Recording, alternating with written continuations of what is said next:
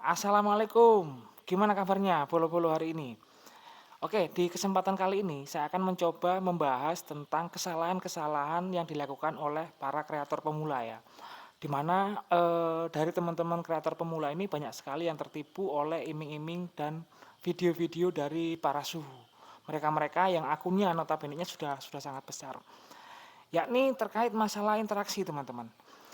Interaksi ini, sering dibuat, real oleh para akun-akun yang udah gede, akun-akun, para suhu ya.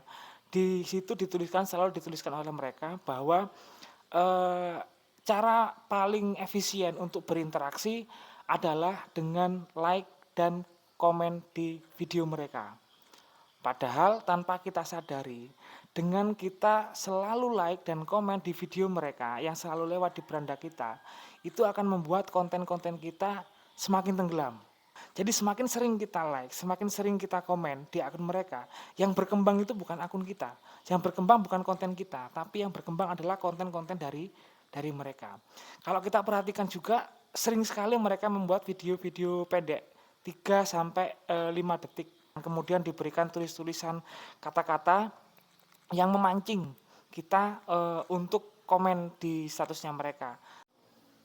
Nah, buat teman-teman yang masih pemula termasuk, saya pribadi ya, jika kita ingin konten kita berkembang, konten kita itu FYP seperti itu, baiknya kita menggunakan video yang real, membuat video yang langsung dari handphone kita, tanpa harus melakukan interaksi berlebihan. Karena kalau saya melihat teman-teman yang pemula, mereka fokus di interaksi akhirnya sampai lupa dengan kualitas kontennya, bahkan mereka lupa dengan kontennya sendiri.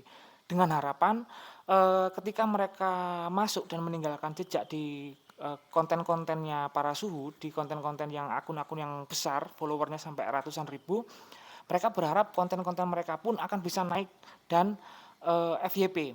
Padahal justru malah sebaliknya, seperti itu. Jadi, kita juga harus, pinter ya teman-teman ya, jangan mau dibohongi oleh para para suhu, seperti itu.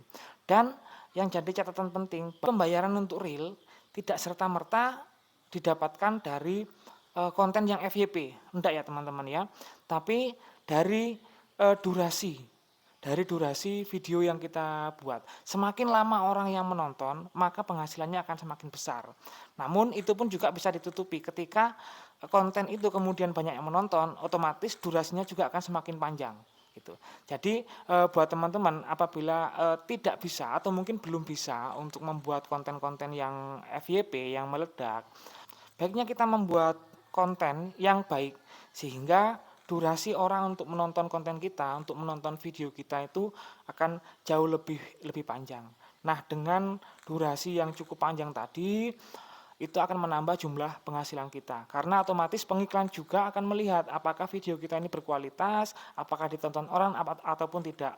Makanya kebanyakan di Reels itu, bayaran untuk iklan kita itu hanya 0,0 sekian gitu ya. Tapi buat teman-teman ingat, jangan sampai kita terperangkap oleh interaksi. Jangan sampai kita hanya terfokus kepada dashboard. Dashboard merah udah biarin aja nggak jadi masalah, sudah sewajarnya. Ketika sudah melewati masa 28 hari, dia akan mulai ulang dari awal. Gitu ya. Jadi langsung seperti direset tapi tidak semuanya. Seperti itu. Jadi buat teman-teman ingat untuk yang pemula, jangan terfokus kepada dashboard yang merah, jangan terfokus kepada instruksi. Jadi fokus saja kepada konten kita. Ketika, nanti Meta sudah melihat bahwa konten kita itu bagus, pasti akan disarankan. Saya pribadi yang profil saya pun tidak disarankan, masih excited, masih semangat untuk membuat membuat konten ya walaupun kadang, ada rasa males, ada rasa jenuh juga gitu, karena profil tak kunjung berwarna hijau. Tapi terus kita gempur terus video-video kita teman-teman ya.